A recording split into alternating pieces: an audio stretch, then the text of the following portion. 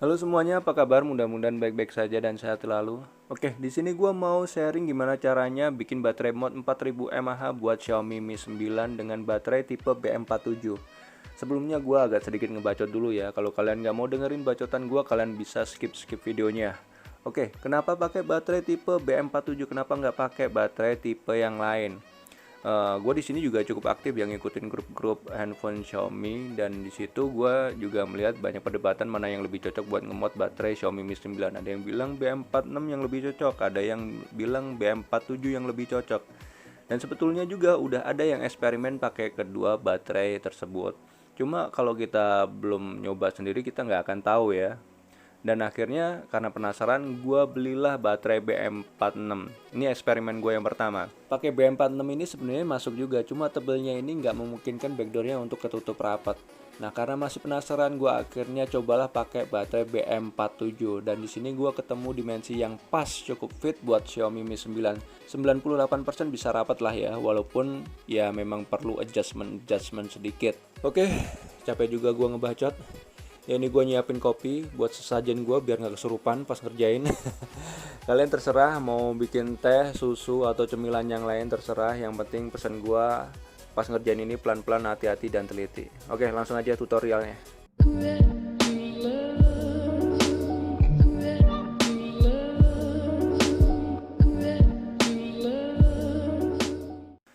Oke, di sini gua pakai baterai bahan BM47-nya merek Viking yang tertulis bahasa marketing double AC, double power, ya gimmick-gimmick semacam ini gua nggak percaya lah ya.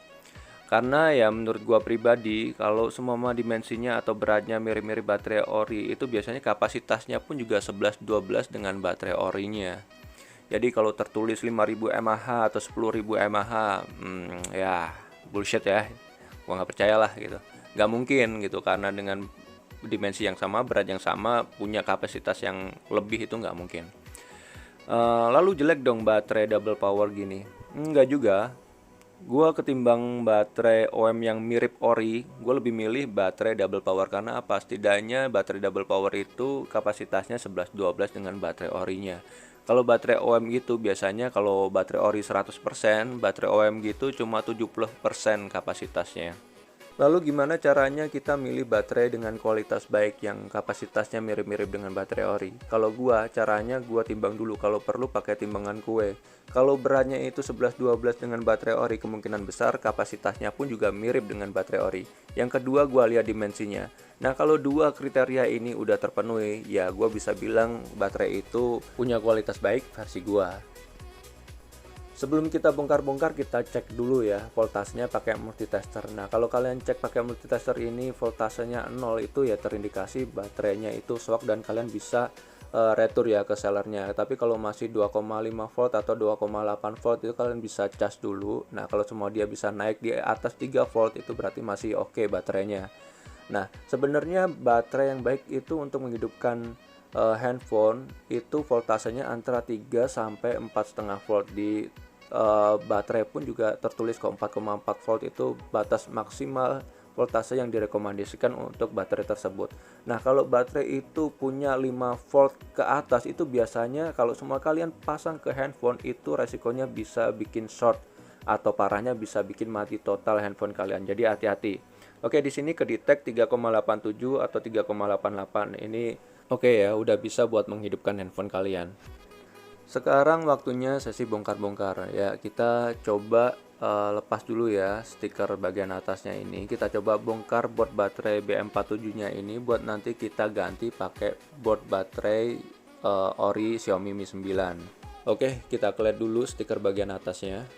Oh iya, gue sekalian ini mau ngasih tips buat kalian kalau kalian ngemod pakai baterai BM47 merek Viking juga dan nemuin backdoor kalian susah untuk ditutup, kayaknya lebih susah nih ditutup rapatnya gitu. Kalian bisa kelet semua stikernya, nggak apa-apa. Kalau kalian perhatiin di online shop ya gitu, kalian bisa search aja baterai untuk mobil RC atau untuk drone atau untuk apa gitu, lithium polymer gitu.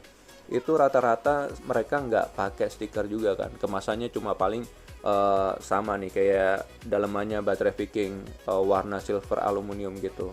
Jadi sebenarnya nggak apa-apa. Jadi kalau baterai mod kalian kira-kira stikernya bisa dilepas, lepas aja semuanya, nggak apa-apa. Tapi kalau nggak bisa dilepas ya jangan dipaksa, bahaya. Oke, kenapa gue punya ide seperti ini? Ya sebenarnya gue juga nggak punya ide seperti ini juga sih.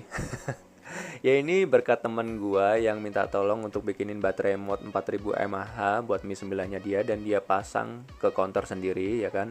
Dan abang counternya itu kesusahan untuk ngerapetin backdoornya, dan dia punya ide untuk lepas semua stikernya itu, dan ternyata itu berhasil gitu. Beberapa hari yang lalu pun juga ada temen yang langsung minta tolong ke gua untuk gantiin baterai Xiaomi Mi 9-nya pakai baterai mod 4000 mAh. Dan di situ gua juga nemuin kasus yang sama, susah banget untuk ngerapetin backdoornya. Yang akhirnya gua kepikiran ide yang tadi buat ngelepas semua stikernya, dan yes, itu sangat ngebantu sekali buat ngerapetin backdoornya.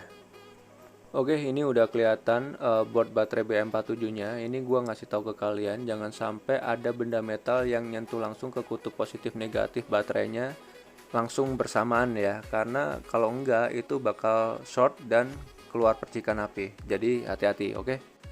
Nah, sekarang gimana caranya nentuin kutub positif sama kutub negatifnya baterai tersebut?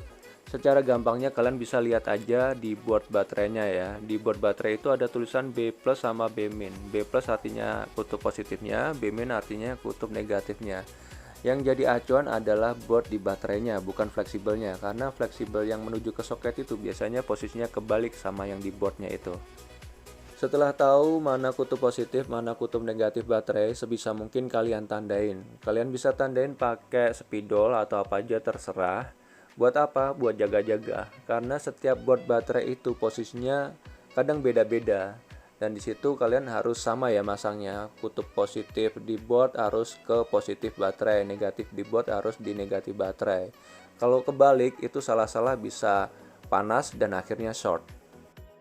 Setelah nandain kutub positif dan negatif baterai, kita bisa lepas board baterai BM47-nya. Gue lebih suka dengan cara barbar seperti ini. Barbar tapi tetap harus hati-hati ya.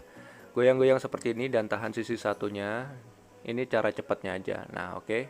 Lepaskan. Nice.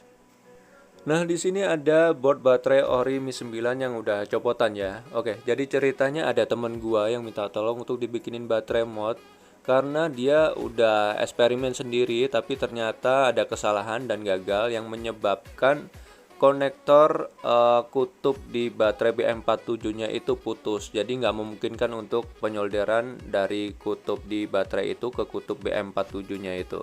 Nah, ini pesan ya buat kalian ya. Ngelakuin ini pelan-pelan aja, hati-hati dan teliti. Karena ini salah satu kesalahan yang bisa terjadi dalam eksperimen ini. Bisa aja board baterai orinya patah, atau fleksibelnya itu yang di boardnya itu putus, atau salah satu komponen yang ada di boardnya itu kena solder lalu kebakar. Ya kalau udah kayak begitu kan susah ya untuk nyari copotan board baterai Xiaomi Mi 9 ini. Jadi sekali lagi gue ingatkan ke kalian, pelan-pelan, hati-hati dan teliti. Nah, sekarang waktunya kita cocokkan kutub yang ada di boardnya sama di baterainya. Nah, nih kalau dilihat kan jarak kutub yang ada di baterai itu kan lebih sempit daripada yang ada di boardnya, ya kan? Nah, gimana caranya buat nyambunginnya biar presisi, biar pas di tengah? Nah, gue pakai plat ini ya. Ini namanya plat nikel. Gue pakai ketebalannya kalau nggak salah 1 mm ya ini ya. Nah, untuk pengaplikasiannya sendiri berapa panjang yang dibutuhkan untuk nyambungin kutub-kutubnya itu bisa disesuaikan masing-masing. Nah, setelah boardnya gue posisikan di tengah gini, ternyata kutub negatifnya ini gue nggak perlu nambahin plat nikel lagi. Jadi yang gue tambahin plat nikelnya cuma sisi positifnya aja. Kira-kira sisi positifnya gue butuh panjang seperti ini. Ini pun nanti gue akan potong-potong lagi lebarnya itu. Gue akan potong-potong lebarnya nanti. Itu terserah kalian ya, nanti juga ini menyesuaikan, oke? Nah, ini plat nikel tadi udah gue bagi menjadi 3. Kenapa 3 bagian? Karena gue butuh 2 bagiannya itu untuk ngelapisin konektor yang ada di baterai, konektor kutubnya ya. Kenapa gue lapisin? Karena biasanya konektor kutub yang ada di baterai itu dari aluminium dan itu susah banget untuk nyoldernya. Entah gue yang susah untuk nyoldernya atau memang gue nggak tahu caranya untuk nyolder aluminium. Kalau kalian tahu caranya, kalian bisa kasih tahu gue di kolom komentar biar bisa dibaca buat yang lain juga. Jadi pengetahuan buat kita semua. Di sini kita saling sharing, oke? Lalu kalian boleh siapin tang ya, kalau bisa tang ini yang bergerigi halus. Buat apa? Buat ngejepit konektor nikel tadi ke konektor baterai. Kenapa yang bergerigi? Karena kita butuh tekstur geriginya itu buat ngegigit konektor baterainya, biar lapisan nikel tadi nggak gampang lepas. Kenapa nggak disolder bang? Ya itu tadi gue bilang gue susah untuk nyolder yang berbahan aluminium. Jadi gue pakai cara ini biar nanti gue gampang untuk nyambungin kutub-kutubnya itu. Nah ini gue udah selesai ya ngelapisin pakai plat nikel tadi. Gue tes, gue tarik-tarik aman. Ya sekarang kita masuk ke sesi solder menyolder. Nah ini gue akan lapisin dulu pakai timah salah satu sisi konektornya. Biar apa? Biar gampang nanti untuk nyolder ke bagian-bagian yang mau disolder ya. Kalian kalau bisa jangan sentuh langsung bagian yang mau disolder ya gitu. Apa ini plat ini jangan kalian sentuh terus kalian solder sisinya gitu. Kalau bisa kalian pakai alat penjepit seperti ini ya gitu biar aman karena panas coy. Nah ini gua solder ya ke salah satu sisi kutubnya ya platnya yang tadi buat penyambung ke boardnya tadi. Selalu gua akan lapisin timah ya, mana sisi-sisi yang kira-kira akan gua sambung, jadi biar gampang aja nanti nyambungnya. Berhubung tadi di boardnya masih ada plat nikelnya, jadi kita lepas dulu ya plat nikelnya. Nah kita pakai alat penjepit seperti ini biar gampang.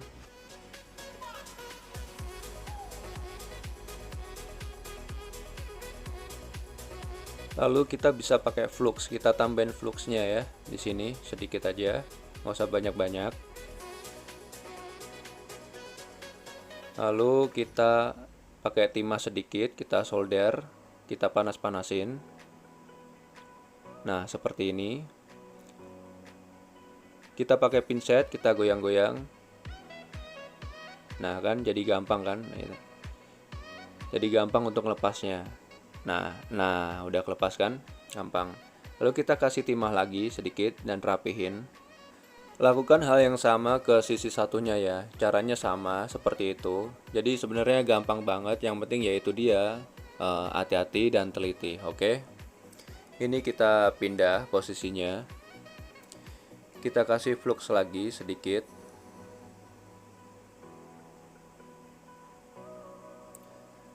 Nah, seperti tadi, kita kasih timah, kita solder dikit,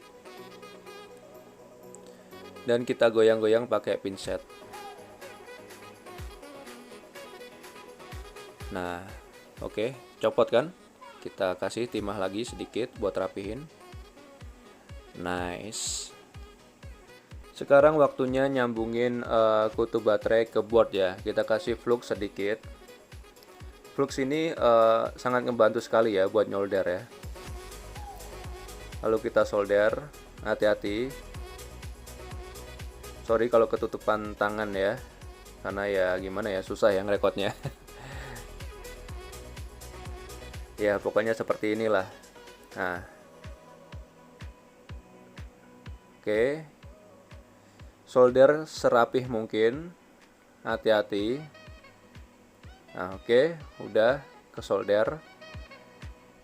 Sekarang kita solder lagi sisi satunya. Kita pindahin posisinya. Kita pasin ya, kita pasin sama plat nikel yang sambungan tadi. Kita kasih flux lagi sedikit di sini.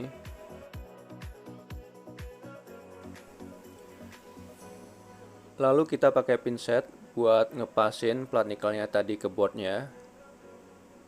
Kita solder di sini, buat solderannya serapih mungkin. Nah ini setelah kita solder penampakannya seperti ini. Oke, lumayan rapi ya.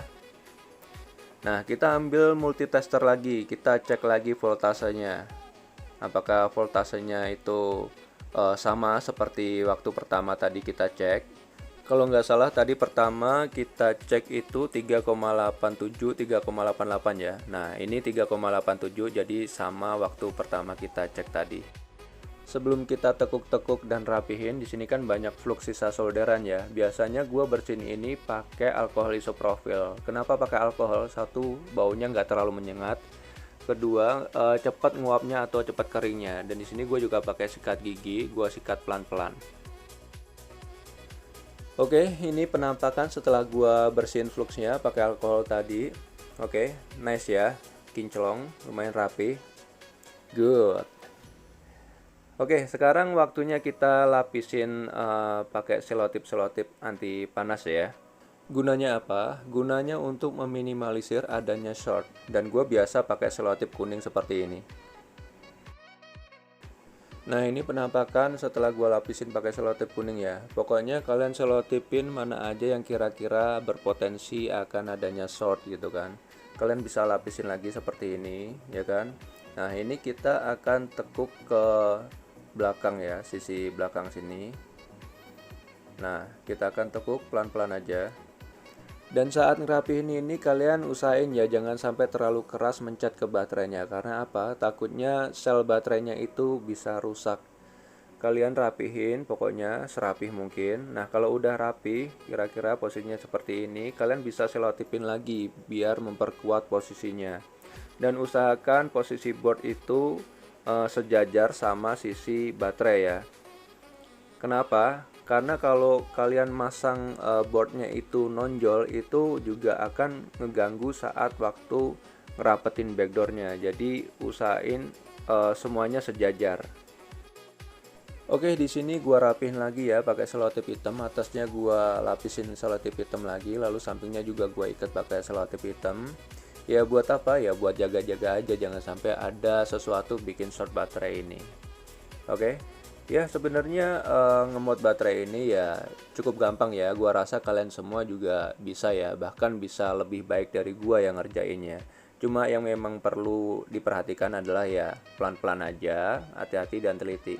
Karena gua sendiri pernah waktu itu juga ngerjain buru-buru dan malah akhirnya ya backdoor pecah lah atau apalah ya, seperti itulah ya. Ya namanya resiko ngoprek. Oke, di sini kita cek lagi ya voltasenya apakah sama seperti awal tadi. Kita cek dulu.